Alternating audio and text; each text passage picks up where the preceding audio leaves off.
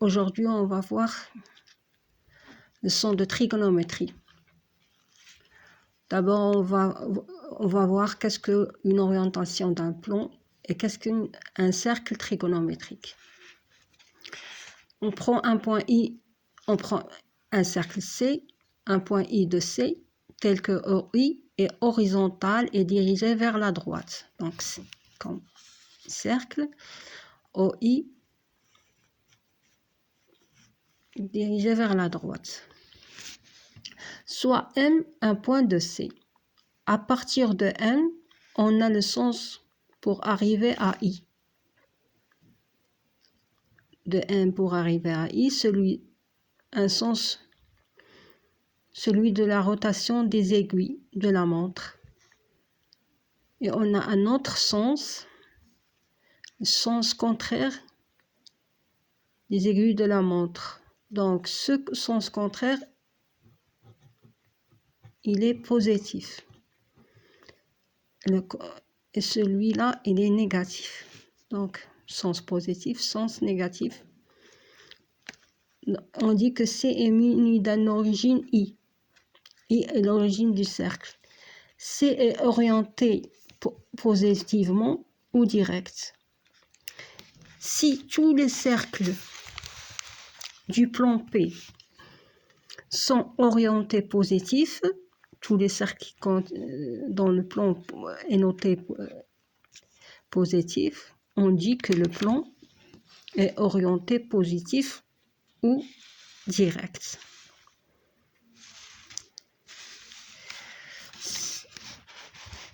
Qu'est-ce qu'un cercle trigonométrique? On va faire la définition.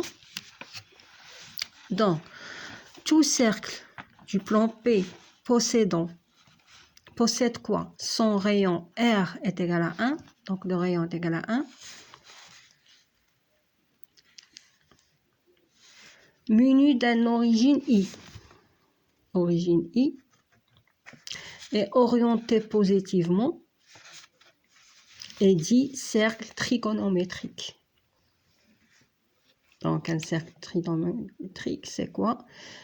C'est un cercle d'un plan possédant un rayon R est égal à 1, muni d'une origine I et orienté positivement.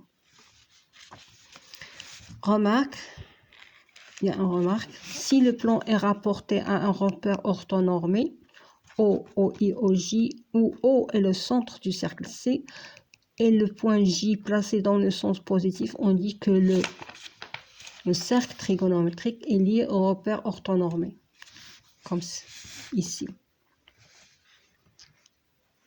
Donc, le repère orthonormé, O est le centre du cercle C, le repère OI, OJ.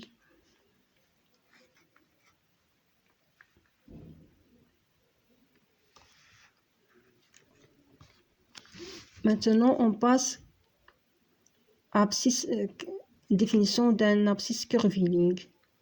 Le périmètre de C, c'est quoi? CP est égal à 2 pi fois R. Or, R est égal à 1, donc qui est égal à 2 pi fois 1 est égal à 2 pi. Donc, le périmètre de cercle est égal à 2 pi. Trigonométrique est égal à 2 pi. Si on prend un point M de C, on prend un point M de C tel que l'arc géométrique IM et sa longueur est alpha. Donc là, sa longueur est alpha. Là, si on roule autour du cercle un fil de longueur alpha plus 2 pi, la première extrémité en I, la deuxième en M. Donc, le fil va passer par là jusqu'au M. Donc, la première extrémité ici, le deuxième est ici. On trouve le même point M pour les fils de longueur alpha plus 4 pi. Si on prend alpha plus 4 pi, on trouve le même résultat.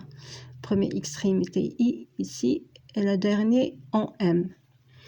La même chose pour alpha plus 6pi, si le fil est égal, le fil de longueur alpha plus 6pi, ou bien alpha plus 4pi, la même résultat. Première extrémité en I, et le deuxième en M, le dernier extrémité en M.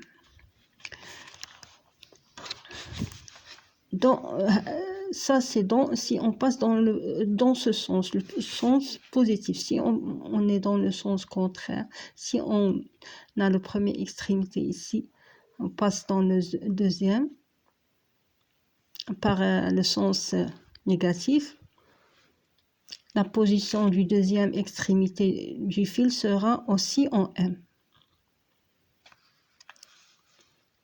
Dans ce cas, on écrit alpha moins 2pi. Parce qu'on a passé dans le sens négatif, donc on n'écrit pas alpha plus 2pi, mais alpha moins 2pi. D'accord?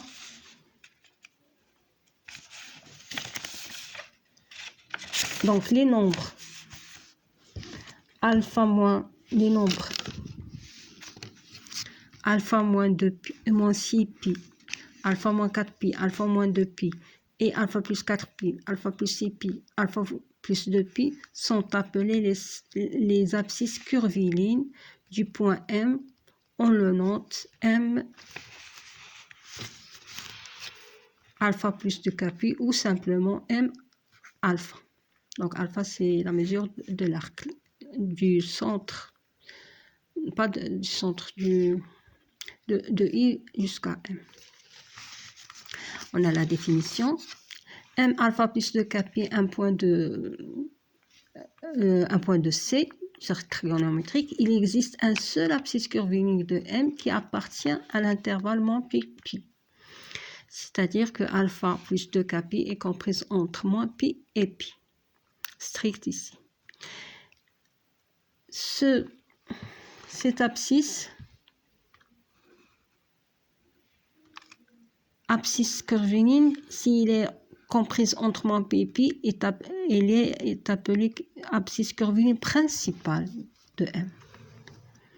Principale de M.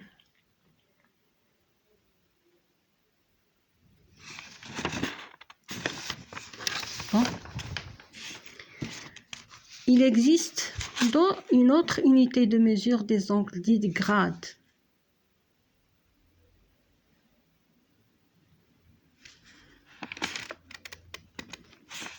Tel que 180 degrés est égal à pi radian est égal à 200 grades.